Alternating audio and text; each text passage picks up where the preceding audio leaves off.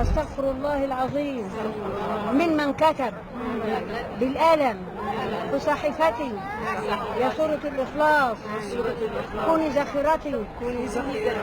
وانفعيني عند موتي وغسلي ودفنتي ونزلة الملكين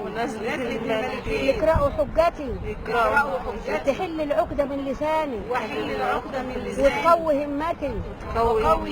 يا رب ما لناش غيرك يا رب ما لناش غيرك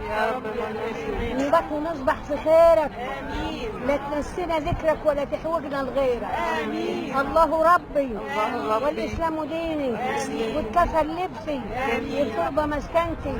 اللهم صل على عين العناية اللهم صل على عين العناية وكنز الهداية وملائكة الرحمة رب نجيني رب نجيني من كل دين بحق المصطفى مولى الجميع وهب لي في المدينة قرار ورزقا ثم أتوله في البقية رب نجينا من كل دين بحق المصطفى مولى الجميع وهب لي في المدينة قرارا ورزقا ثم أتوله في البقية ومن بالله واحدة بتقول الكلام ده صاحبتي دفنتها في البقية ربنا يكرمنا جميعا ويجعلنا من الناجحين الفائزين على باب جنته داخلين اللهم هون علينا سكرات الموت اللهم اكفنا شر عذاب القبر اللهم مسكنا الكتاب باليمين اللهم بيض وجوهنا يا كريم اللهم اجعل اسعد ايامنا يوم لقائك يوم تبعث عبادك اللهم استرنا على الارض وارحمنا تحت الارض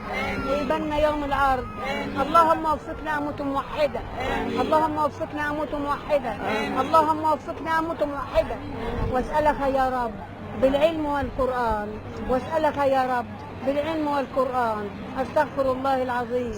من اكبر اذلتي استغفر الله العظيم ممن كتب بالقلم في صحيفتي يا سورة الإخلاص كوني ذاخرتي انفعيني عند موتي وغسلي ودفنتي ونزلة الملكين يقرأوا حجتي تحل العقدة من لساني وتقوي همتي اللهم اجعلنا من الناجحين الفائزين على باب جنتك داخلين اللهم وفقني اللهم امزع الغل والحقد من صدورنا امين يا رب اللهم امزع الغل والحقد من صدورنا يا رب اللهم امزع الغل والحقد من صدورنا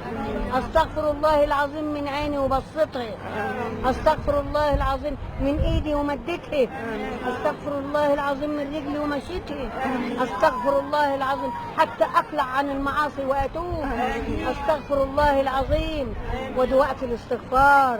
يا ملوك الليل يا ملوك النهار يا نازلين بالإحسان يا طالعين بالأعمال اشهدوا لي عند ربي إني مؤمنة وموحدة بالله سلمونا على سيدنا محمد ألف ألف مليون سلام سلام للطاعة وسلام للشفاعة وسلام ساعة ما تقوم الساعة وسلام ساعة ما تكون الروح سارحة والدموع سايحة أسألك يا رب العفو والمسامحة آمين يا رب وزنتوا كده خلي كده الحمد لله نتقابل في الجنة يا ولاد يا نور النبي يا نور النبي